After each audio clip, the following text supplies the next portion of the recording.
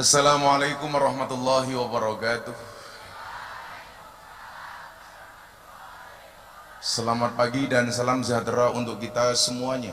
Hamdan wa syukran lillah, salatu wassalamu ala rasulillah Sayyidina Maulana Muhammad ibni Abdillah wa la hawla wa la quwata illa billah, amma ba'd. Yang terhormat Bapak Kepala Sekolah dan para sesepuh, para dewan guru yang saya hormati, Sivitas Akademika SMK Negeri Jumantoro yang berbahagia, Juman Tono. Saya tadi ngomong apa? Maklum bangun tidur. Jumantono. Beliwingko bakule perawan. Perawane ayu bokonge lemu. Hai anak SMK Jumantono yang cantik dan tampan, izinkan Gus Miftah mengucapkan I love you.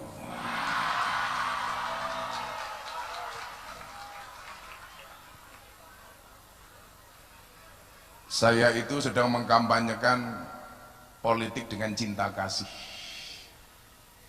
bahwa yang paling mahal dari bangsa ini hari ini adalah kurangnya respek terhadap orang lain.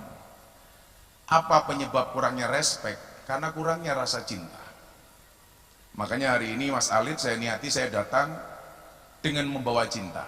Maka cukup saya katakan, mungkin cintaku padamu tidak seindah surat cinta untuk setarlah, tapi yakinlah cintaku padamu lillahi ta'ala. Nah, adik-adik sekalian, saya kebetulan dapat amanah dari Presiden untuk hadir di perguruan tinggi dan sekolah-sekolah di seluruh Indonesia dalam rangka menyampaikan bagaimana kemudian beragama ini asik tanpa harus mendapatkan intimidasi, tanpa harus kemudian merasa paling benar dan menyalahkan orang lain. Maka saya kemas kemudian acara ini dalam bentuk orasi kebangsaan yang saya mulai sejak awal pandemi, Mas Halid ya. Saat itu saya datang ke tempat nongkrong, sebagaimana adik-adik tahu, saya sudah identik dengan anak klub malam, sehingga sampai saya kemudian dapat julukan presiden para pendosa. Salah satu rakyat siapa? Ya mungkin kepala sekolah juga pendosa. Nah, tenan itu. Kayak anak buah Samsudin.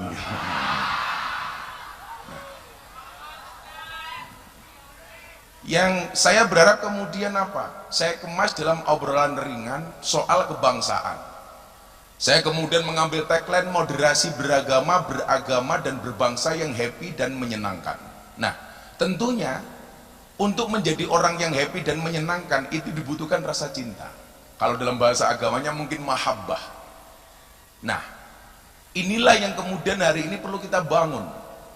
Kecintaan kepada sesama, kecintaan kepada bangsa yang mungkin kita ditakdirkan oleh Allah tinggal di satu negara dengan sekian banyak perbedaan, yang perbedaan itu justru kemudian harus menambah hasanah kita, bukan justru mempertentangkan antara satu dan yang lainnya.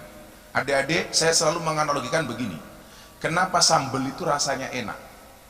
Karena berangkat dari bahan dasar yang berbeda, ditumbuk di satu tempat yang sama, ada cabenya, ada garamnya, ada bawang putih, bawang merah, ada terasinya, kemudian ada penyedap rasanya, ditumbuk di satu tempat namanya cobek, bersatu menjadi satu adonan yang tidak harus pernah menonjolkan antara satu lebih hebat dibandingkan yang lainnya.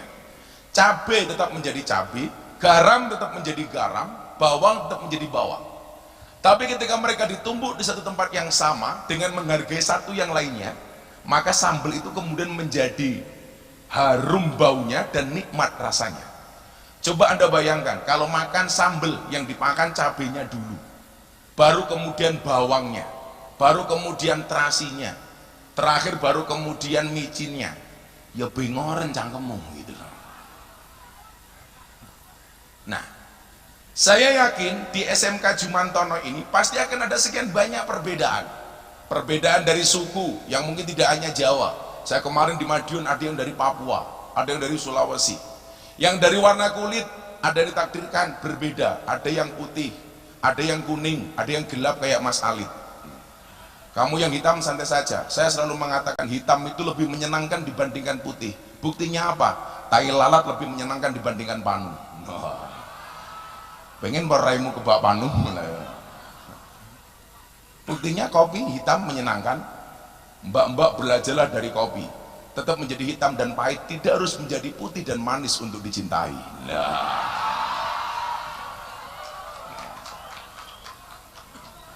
Kalau mungkin Anda lihat YouTube atau di TV saya sering ngopi Mas Alit. Kenapa? Teruslah ngopi. Kenapa? Karena hidup butuh ekspresi, bukan halusinasi. Tenang. Kopi hitam menyenangkan mbak-mbak Raini digawe putih gitu. Santai aja, Nduk. Aku kalau lihat wajahnya mbak-mbak itu saya bingung. Ini wajah apa papan karambol gitu kan. Kebak wedak.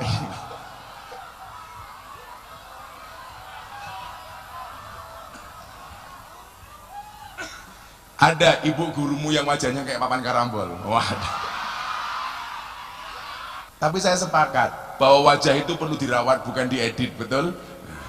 Makanya saya tersinggung Pak Kepala Sekolah kalau ada orang posting foto diedit cakep-cakep. Kasihan Gus Miftah yang sudah cakep dikira editan. Maka dari semua perbedaan itu kemudian apa? Allah takdirkan bangsa yang besar ini dengan 1400 suku lebih, dengan 6 agama yang ada di dalamnya, tinggal di satu tempat yang sama namanya Indonesia. Founding fathers, para pendiri bangsa kemudian dengan kecerdasan di atas rata-rata, bagaimana kemudian mengkomunikasikan bahwa bangsa ini adalah bangsa kesepakatan, konsensus. Yang saya meyakini bangsa Indonesia tidak hanya merdeka karena pahlawan dari Jawa, tapi juga ada yang dari Sumatera, bahkan dari Papua. Bangsa ini bisa merdeka tidak hanya oleh umat Islam, makanya banyak pahlawan nasional yang juga beragama non-Islam. Coba adik-adik sebutkan, siapa pahlawan yang beragama non-Islam? Satu saja. Apa? Kalau Patimura itu debatable, karena dia mengatakan Patimura itu muslim. Tapi yang jelas rata-rata bapak-bapak, ibu-ibu di sini ngefans dengan Patimura. Buktinya apa? Dompetnya Rp1.000 semua. Kayak ini Bu Guru 1.000 ya. Saya mau tanya sama Ibu Guru, Bu, kalau ada pengajian, ada kotak infak, dompetmu 1.000, 50.000, 1.000. Si mau cemplungke 1.000 apa 1.000? Terang ajar. Delok munyuk kebun binatang sangune 1.000. Pengajian delok kiai viral infake 1.000. Berarti larang kiai napa munyuk, Bu? Munyuk. Jenengan luwih ngajeni kiai napa munyuk, Bu? Ngomong munyuk tak santet. Coba adik-adik, siapa pahlawan nasional non-Islam? Panjaitan. Dan masih banyak lagi. Sehingga siapa? Siapa? Sinten? Pak siapa? Martinus.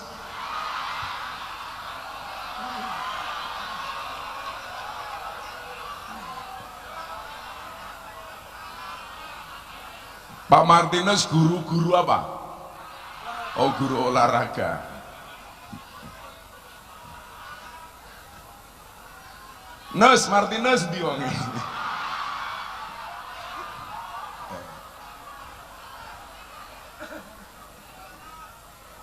Biasanya kalau guru olahraga itu yang besar apanya Mas Alit? Kempoli. SGM, sikil gebuk maling.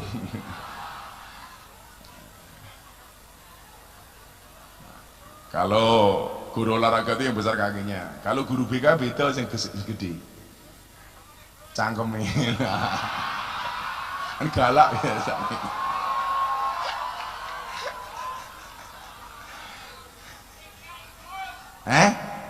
Lagi ai, sing gede.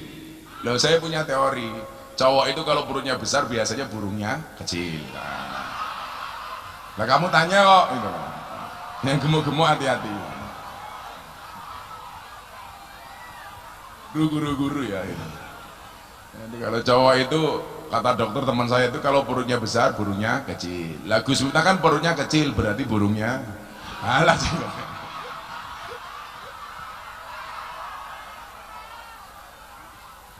Jadi saya pernah Pak guru bu guru membawa cara menyampaikan kebangsaan ke Lemhanas dengan cara santai seperti ini. Kan tahu sendiri Mas Alid, kalau di Lemhanas itu pendidikan kebangsaan tuh kakunya minta ampun. Dulu kepala Lemhanas itu Pak Agus itu bilang, ini harus begini Gus. Begitu saya hadir, saya sampaikan wawasan kebangsaan dengan cara kita. Ternyata malah masuk Pak. Daripada kita tegang menggunakan macam-macam, aduh malah repot. Jadi bangsa ini bangsa konsensus, bangsa kesepakatan. Yang kemudian apa?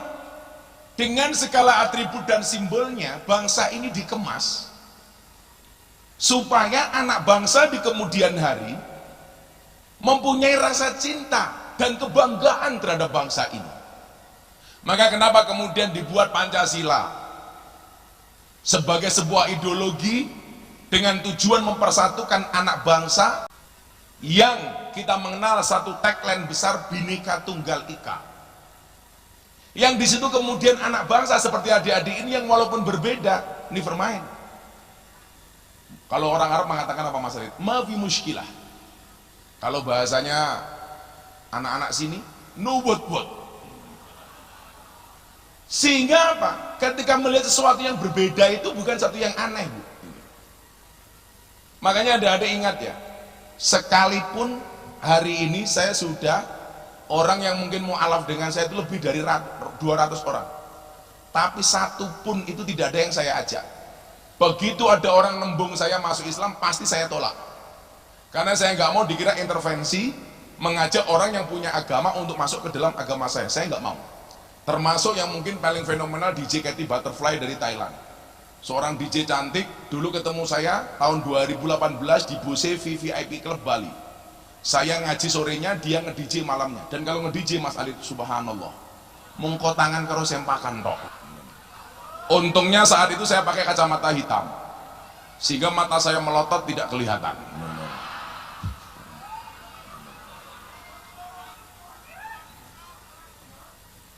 Atau mana matamu.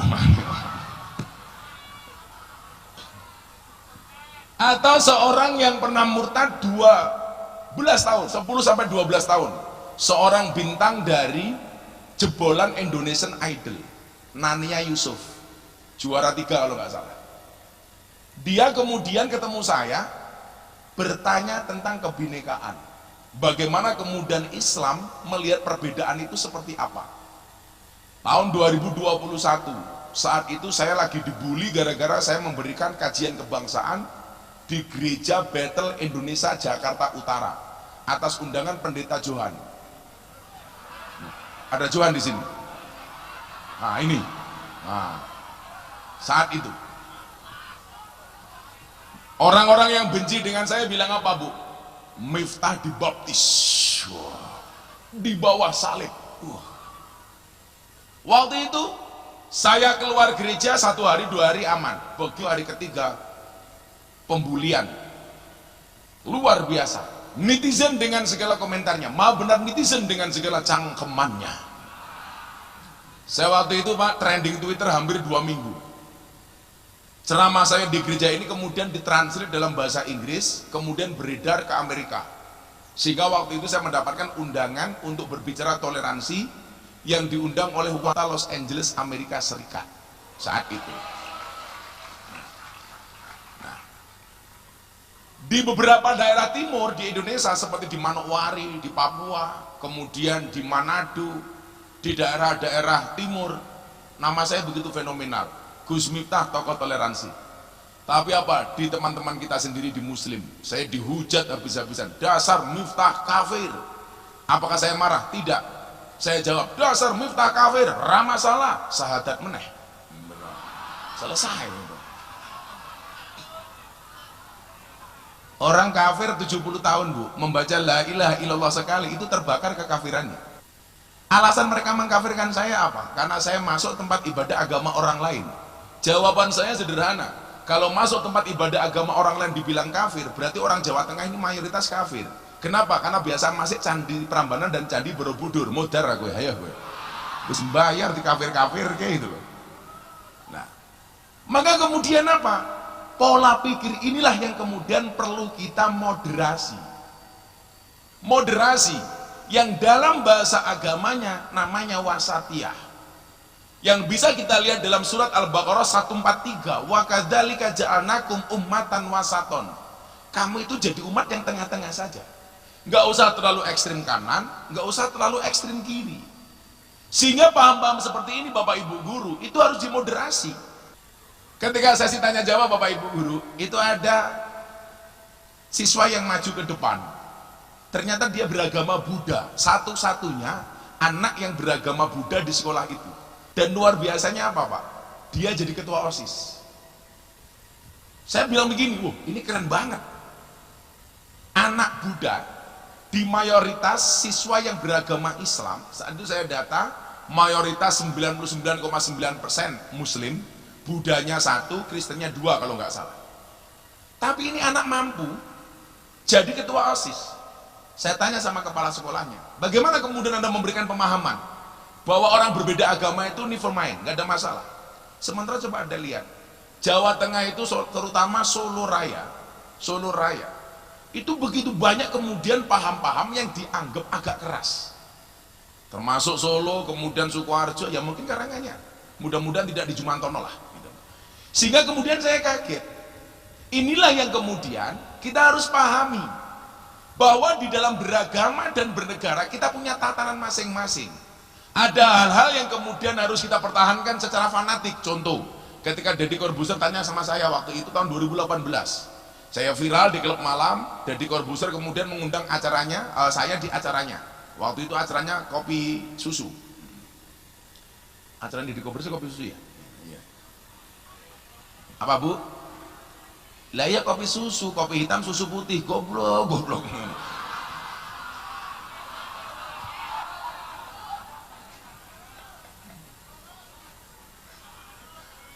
Tapi kalau saya suruh minum kopi susu, saya nggak mau Mas Alid. Sukanya kopi hitam. Kalau kopi susu itu membingungkan. Kopi ini ngajak melek, susu ini ngajak turun. Ngantuk. Kepala sekolah mulai umet dasi asem gitu. Ya kita doakan Pak Kepala Sekolah panjang umur, amin. Jadi kalau seandainya mati kepala sekolah urip dewe ya.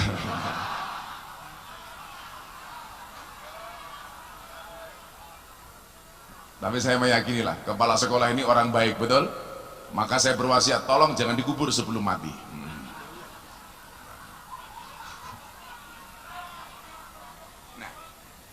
Saat itu pertanyaan Deddy Corbuzier apa Bapak Ibu? Saya syuting selesai, waktu itu live di Hitam Putih. Itu pertama kali saya kenal dengan Deddy Corbuzier. Yang dia menganggap saya orang aneh waktu itu. Gara-gara saya belusuan di klub malam di lokalisasi macam-macam. Bahkan kemarin saya mendapatkan penghargaan dari Leprit, Lembaga Prestasi Indonesia dan Dunia dalam 3 hal. Satu, konsisten pengajian di klub malam 22 tahun Pak, secara istiqomah. Istiqomah itu pasti berat. Kenapa? Karena kalau ringan namanya istirahat.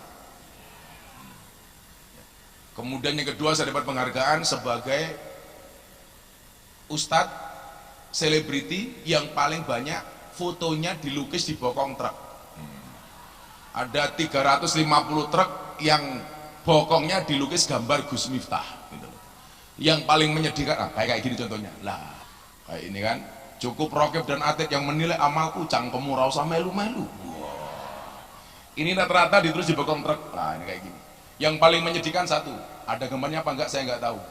Ada mobil tangki sedot WC. Ya Allah. Gambarnya Gus Miftah.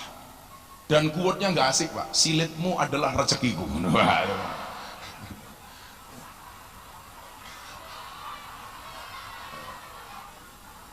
Saat itu apa? Saya dapat penghargaan tuh Mas. Kemudian yang ketiga saya dapat penghargaan apa? Orang yang mampu menjual belangkon dilelang untuk Muktamar NU di Lampung dengan harga paling mahal di dunia. Belangkon saya pakai 10 tahun, harga 90.000, saya lelang, saya sumbangkan untuk Muktamar NU di Lampung, terjual 900 juta. Belangkon Bu, 900 juta. Belangkonnya 900 juta Mas Ali. Oh, pemenang sarungi. Apa meneh isine? Isine blangkon cah. Bapak Ibu guru, sorry ya, saya mengikuti bahasa anak-anak saja. Jadi kalau Anda merasa nggak nyaman berarti Anda sudah tua, gitu aja.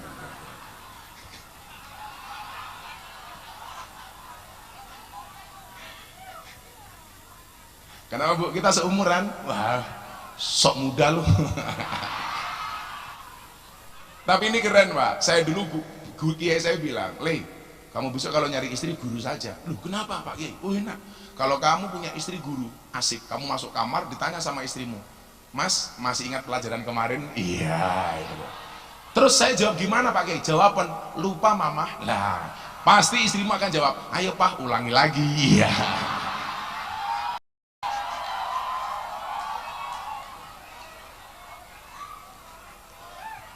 Asalkan bukan guru BK. Mlebu kamar mumet das onek-onek iki. Nah, saat itu pertanyaan Dedi apa sama saya? Bagaimana Gus Miftah melihat pandangan Pancasila dan agama? Ada nggak yang salah? Saat itu saya bilang, Mas, bangsa kita ini luar biasa.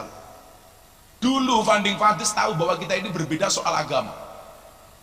Bagaimana kemudian 6 agama ini bisa menjalankan agamanya dengan nyaman, tanpa harus mendapatkan intervensi, tanpa harus kemudian mendapatkan provokasi dari pihak manapun. Makanya kemudian apa? Mari kita dewasa di dalam beragama, meyakini yang kita lakukan benar, hukumnya wajib Pak. Pada orang Islam harus mengatakan dong, inna dina indallahil Islam. Tapi dalam konteks Pancasila kita tidak boleh menyalahkan keyakinan dan agama orang lain, nggak boleh. Saya mengatakan Islam paling benar, Kristen salah, nggak boleh. Orang Kristen juga harus mengatakan, umpamanya Pak Martinus, umpamanya endi to wonge, nos Pak Martinus harus mengatakan agama saya Kristen umpamanya, agama paling baik, paling benar, wajib. Tapi bukan berarti kemudian diperbolehkan untuk menyalahkan agama orang lain. Sehingga kemudian apa? Kita itu kalau sudah duduk bersama, kalau toh kamu tidak bisa menghormati agamanya, kamu hormati dia sebagai manusia, kamu hormati dia sesama anak bangsa yang duduk dan berdiri setara di bawah bendera sangsaka merah putih. Kedudukan kita sama. Makanya hari ini yang pengen saya sampaikan adalah simbol merah putih. Berangkat dari sebuah pertanyaan, apa hukumnya hormat kepada bendera merah putih? Yang saya melihat beberapa tayangan di TikTok, kemudian kita anak TikTok, amin diketu.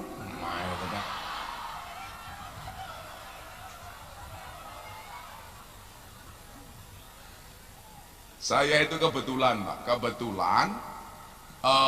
ada survei tentang siapakah tokoh nasional yang dianggap merah putih dan paling populer di TikTok. Nah, kebetulan ada 10 nama yang masuk yang dianggap tokoh ini kemudian begitu memahami toleransi dan perbedaan.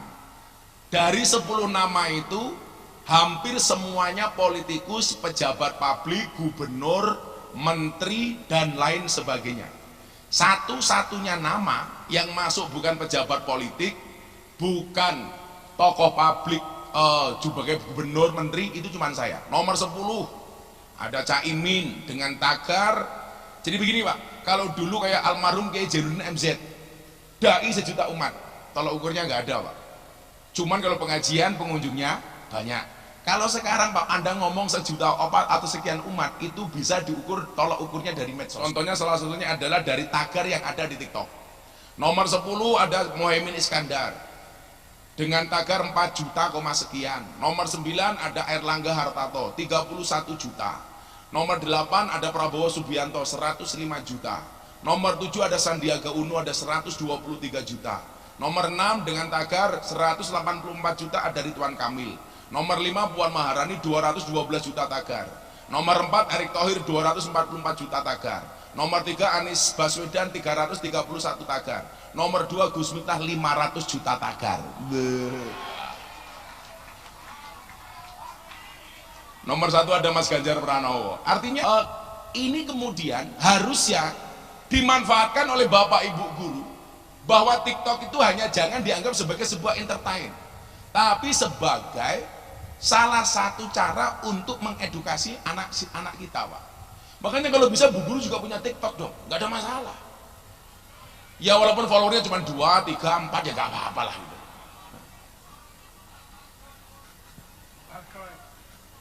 Awalin goyang pargoy. Ya ora pantes, mosok kepala sekolah goyang pargoy. Gurine Martinus.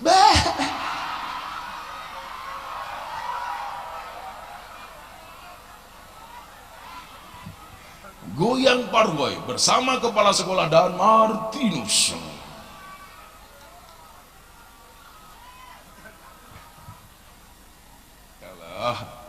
Nah, saat itu saya mendapati apa Bapak Ibu guru? Guru SD di Boyolali itu mengharamkan siswa didiknya untuk melaksanakan upacara bendera. Alasannya apa? Karena di dalamnya ada acara hormat kepada merah putih, yang menurut dia itu adalah kesyirikan. Karena kita harusnya pasrah menyembah hanya kepada Allah, kenapa harus menyembah kepada merah putih? Dengan alasan satu ayat dalam Al-Quran, inna solati wa nusuki wa mahyaya wa mamati lillahi rabbil alamin. Sesungguhnya solatku, ibadahku, hidup dan matiku hanya untuk Allah, tidak boleh untuk selain Allah, termasuk merah putih. Saya batin, ini namanya jaka sembung bawa golok, nggak nyambung blok. Coba adik-adik bisa nggak membedakan penghambaan dengan penghormatan? Kalau Anda hormat kepada merah putih, itu penghambaan apa penghormatan? Di dalam penghormatan itu ada rasa mahabbah, takdiman wa takriman wa mahabbatan, rasa hormat, rasa cinta, rasa memuliakan. Pertanyaannya adalah salahnya di mana? Ketika kemudian kita hormat kepada merah putih. Dulu zaman Nabi Muhammad berperang itu membawa bendera, membawa panji-panji. Yang salah satu pembawa panjinya adalah Khalid bin Walid. Ketika panji itu dipegang oleh Khalid bin Walid, tentara Islam banyak mendapatkan kemenangan. Dan ketika gugur, mereka dianggap syahid. Apa yang mereka kibarkan? Panji-panji bendera Islam di saat Nabi Muhammad SAW. Artinya apa? Ada simbol yang harus dihormati. Merah putih hadir sebagai simbol bahwa kemudian bangsa ini bisa menjadi satu dengan simbol merah putih. Makanya Bapak Ibu yang tua-tua ini nyun saya unggih sepuh-sepuh. Kalau Anda ingat dulu orang tua kita bikin rumah, Bu. Biasanya merah putih dipasang di mana, Bu? Di mana, Bu? Di apa istilahnya itu? Puwul, penuwun kalau di sini. Kalau di daerah lain namanya di bandar, di paling atas. Bandar apa Belandar? Belandar. Kok bandar?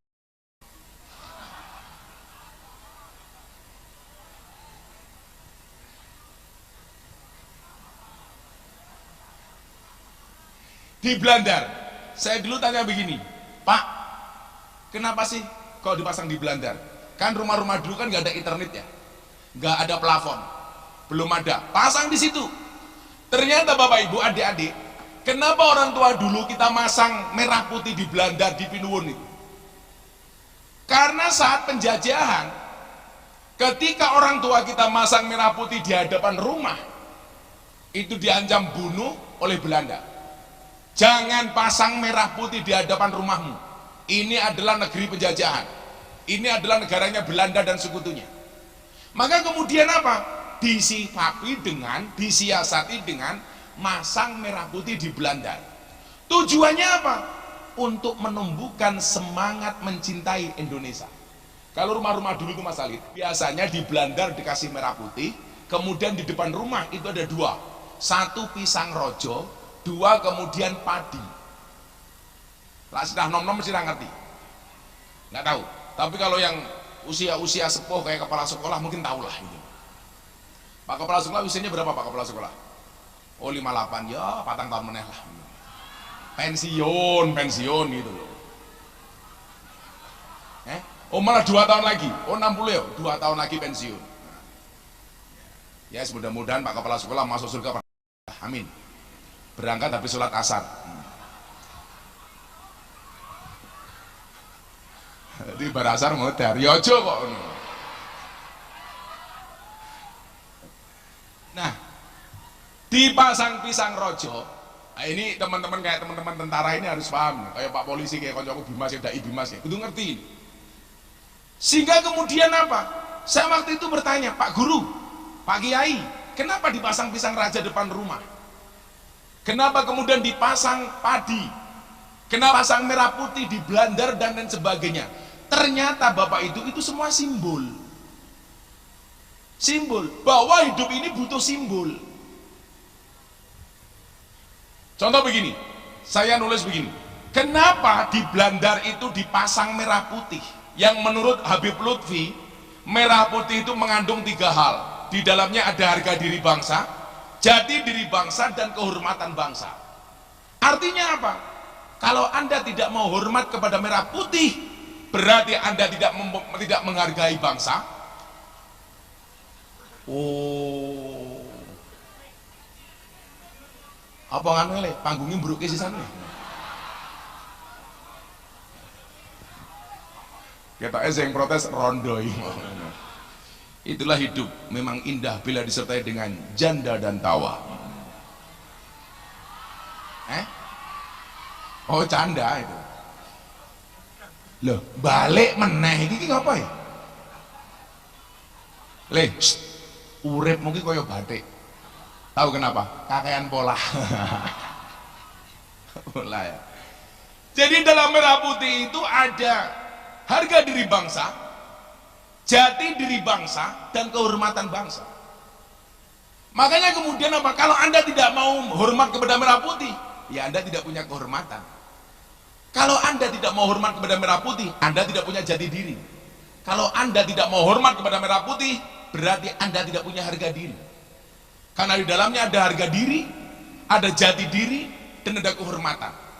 Makanya mbah-mbah kita itu pinter. Kenapa kemudian dipasangnya di blandar tengah? Tujuannya satu, Bu. Setiap saat kita teringat dengan Indonesia. Bagaimana kemudian merah kita diingatkan dengan darah para pahlawan yang dikeluarkan demi kemerdekaan bangsa ini. Makanya kenapa kemudian resolusi jihad 10 November Mbah Hasyim Asy'ari dengan lantang yang mengatakan hubbul waton minal iman. Yang saya kemudian gagal paham ketika ada orang datang kepada saya di Sidoarjo bertanya, Gus saya mau tanya, hubbul waton itu hadis riwayat siapa? Aku medasku Mas Alif, itu kan bukan hadis. Tapi karena yang tanya nggak paham Mbak, dia tanya hubbul waton itu hadis riwayat siapa? Mergo sing takon wong goblok tak jawab hadis riwayat Muslim. Dia protes, kenapa kok Muslim? Saya jawab, emangnya ada hadis riwayat non Muslim? Karena sing takon goblok ya. Nah, saya dulu diajari mencintai bangsa saya. Guru saya masang merah putih di atas kamar saya. Saya dulu diajarkan untuk mencintai pahlawan bangsa.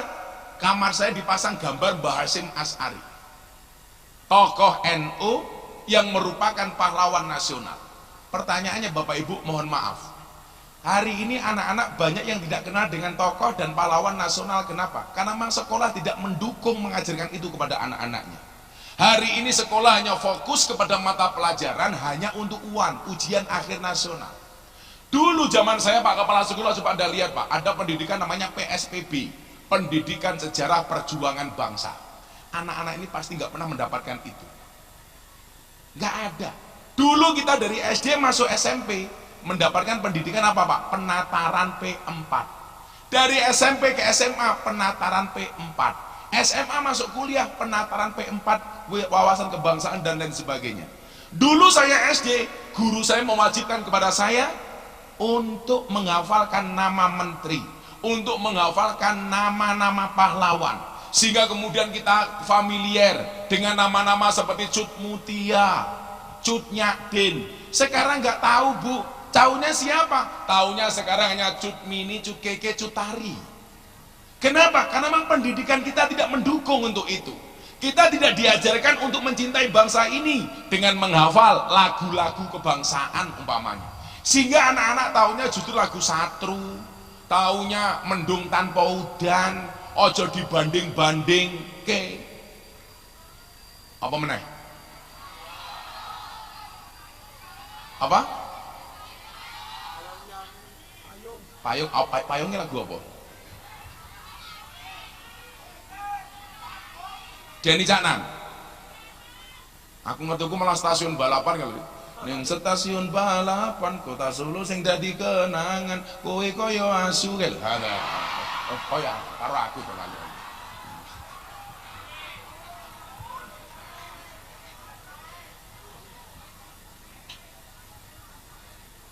Sehingga bagi orang yang kemudian gagal paham dengan merah putih, seolah-olah hormat kepada merah putih itu penggambaan. Padahal hormat itu merupakan perwujudan rasa cinta, rasa hormat, rasa memuliakan kepada merah putih. Sehingga dengan dasar apa Anda mengharamkan untuk menghormati merah putih? Kita diingatkan, oh dulu pahlawan mampu membawa bangsa ini merdeka karena cucuran darahnya, karena goresan putih tulangnya, gara-gara bermusuhan dengan para Belanda dan sekutunya. Hari ini hanya sekedar hormat kita haramkan. Maka kalau santri saya Bu di pondok itu wajib untuk melaksanakan upacara bendera. Saya absen, saya marah betul kalau santri saya tidak mau hormat bendera, tidak mau upacara bendera. Persoalannya apa? Apakah Nabi Muhammad mengajarkan kita untuk mencintai negaranya? Saya jawab, iya. Kenapa Nabi Muhammad mencintai tanah Arab? Sampai kemudian dia berdoa ketika dari Mekah ke Madinah, beliau mengangkat kedua tangannya, Allahumma habib ilainal Madinah kahubina ila Makkah au asyad. Wahai Tuhan, anugerahkanlah kepadaku untuk mencintai kota Madinah sebagaimana aku mencintai kota Makkah. Pertanyaannya sederhana, kenapa Nabi Muhammad mencintai Makkah dan Madinah? Karena beliau lahir di Mekah, berjuang di Madinah. Beliau besar di tanah Arab, hidup di tanah Arab, berjuang di tanah Arab, membesarkan Islam di tanah Arab, meninggal di tanah Arab. Itulah alasan kenapa Nabi Muhammad mencintai tanah Arab. Pertanyaannya, kenapa Anda harus mencintai Indonesia? Karena Anda lahir di Indonesia, tinggal di Indonesia, hidup di Indonesia, bekerja di Indonesia, berjuang di Indonesia, dan besok kita mati dimakamkan di Indonesia. Itulah alasan kenapa kita mencintai kakak itu. Lah kayak yang ngono diajak mencintai Indonesia malah pangku-pangkuan gitu. Ya Allah, malah kayak neng pantai gitu.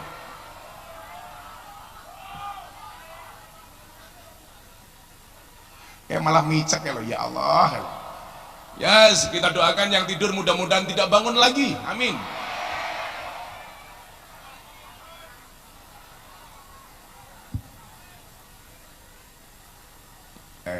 Ratangi tenan ta kayak tadi bablas ya. Inna lillahi wa inna ilaihi rajiun. Langsung tangi lah. Iki ana wong kajian kebangsaan malah ndelok TikTok sing ndelok Gisel. Ya Allah. Nah ingat, gunakan waktumu sebaik mungkin. Kenapa? Karena sedetik saja berharga, apalagi 19 detik.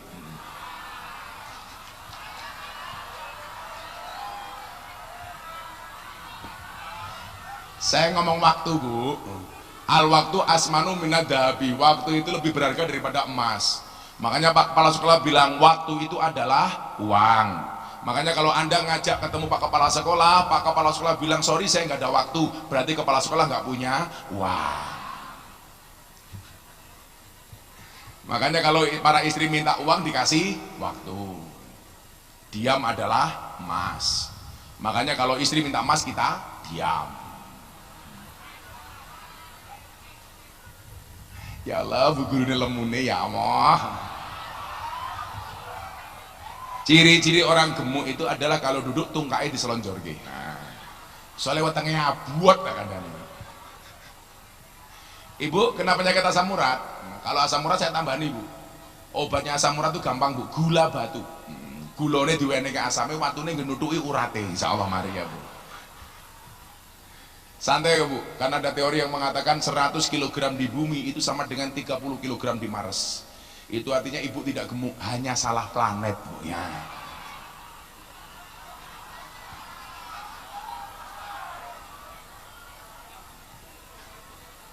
Yang gemuk kayak Bu Guru ini pasti kalau foto miring pak. Men rakyat tok wetenge. Karena santai bu, cantik itu dari 3 hal, dari sananya, dari dananya, dan dari letak kameranya. Ya Allah, tungkai meledak-meledak ya Allah.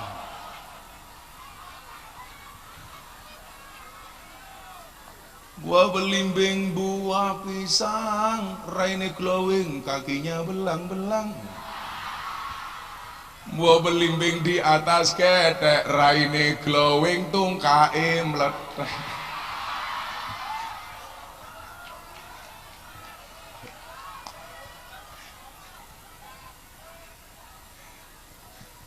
Maka saya bilang sama ibu, tolong rawatlah wajahmu juga tungkakmu.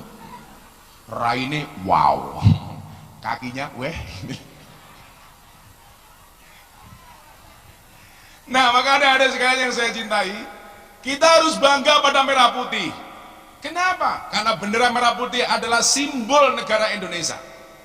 Bendera merah putih mempunyai makna berani dan suci, menggambarkan keberanian dan kesucian. Yang artinya apa? Artinya dengan simbol ini harus tumbuh rasa semangat, tentunya dalam konteks masing-masing. Kalau dalam bahasa Al-Quran ada bahasa fastabiqul khairat, berlomba-lomba dalam kebaikan. Berlomba-lomba dalam kebaikan itu pemahamannya adalah bukan satu posisi diperebutkan oleh banyak orang, tetapi menjadi yang terbaik di posisi masing-masing. Jalan dakwah saya dengan Bapak Ibu guru pasti berbeda. Dakwahnya Bapak Ibu guru apa? Dengan mengajarkan, mengedukasi, transfer knowledge kepada para siswa. Dakwahnya Gus Miftah dengan jalan yang berbeda, ngurusi anak klub malam, lokalisasi, pengajian bersama teman-teman artis supaya tidak terpapar dengan paham-paham radikal. Ini saya lagi gencar Pak Kepala Sekolah, memberikan pemahaman kebangsaan dan beragama yang menyenangkan di kalangan para artis. Kebetulan saya punya pengajian rutinan di Tower 99 teman-teman artis. Tapi ndelala bu, rondo tok isine. Ada Wika Salim, ada Aura Kasih, gitu. Ada Selin Evangelista, gitu. Nikita Mirzani, dan yang paling baru idolanya Kepala Sekolah, Lucinta Luna. Ya Allah. Ketoke wahyu pak, bahasan tak rangkul subhanallah, busine metu, metul ini.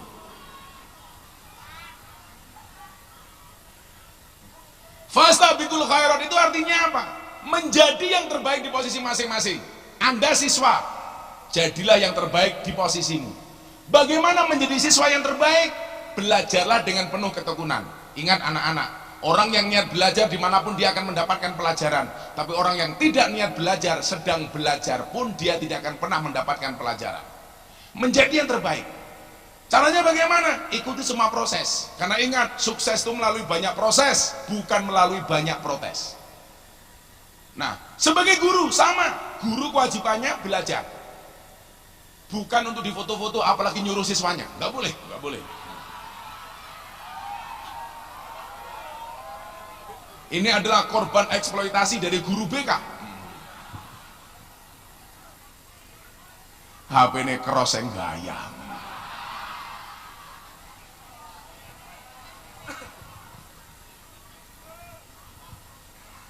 Kita ikon motor di bawah ancaman foto, oke?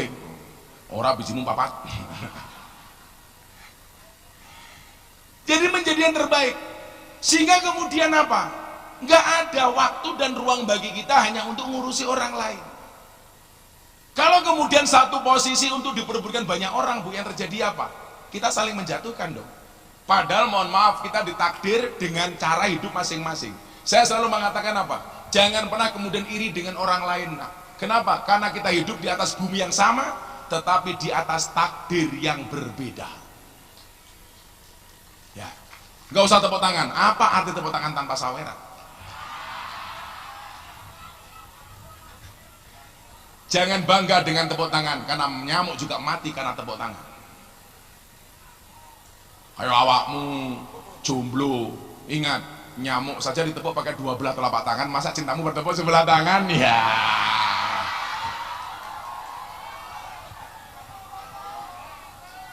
Santai. Kalau kamu dibully, dasar kamu jomblo, kamu jawab, sorry, saya jomblo bukan karena saya nggak laku, tapi karena memang nggak ada yang mau.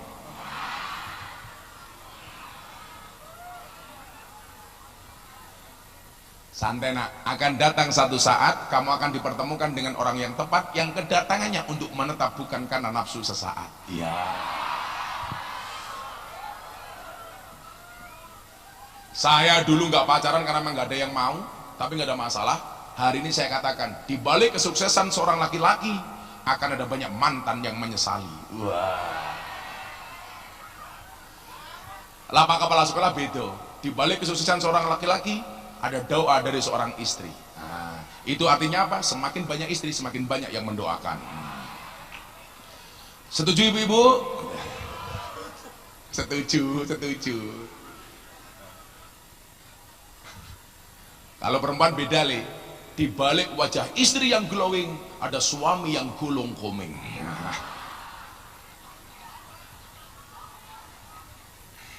Nah, kenapa bu? Oh cari sendiri.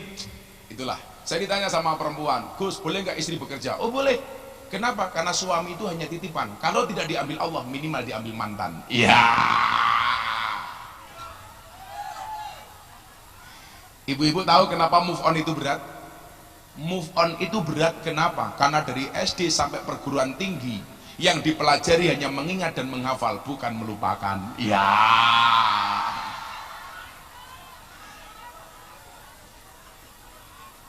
Oh tenang. Makanya kalau kamu dengan pacar jangan bilang mantan, tapi alumni, supaya apa? Bisa reuni. Ya Allah lemu nih, gemes aku. Saawak kok bokong kabeh ya Allah. Bungkus mbahmu bungkus ini, orang muat mobilku.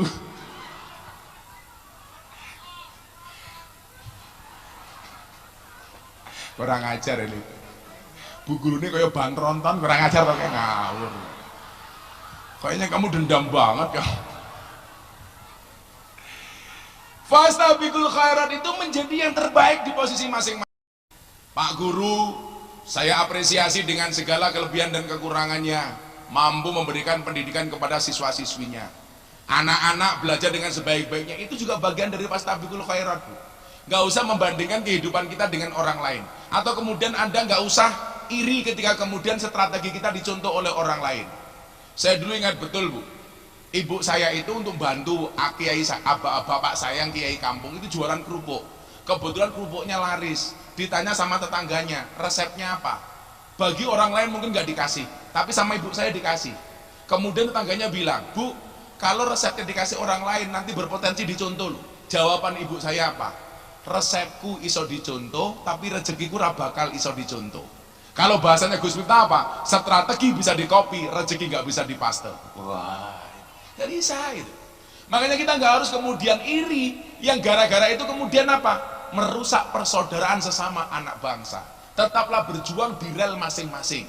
Kalau saya berjuang, prinsip saya seperti apa? Seperti kereta api, tetap berjalan di atas relnya. Ada yang menghadang, tabrak, suwen, apa? Lah itu, kadang-kadang kita harus seperti itu mas.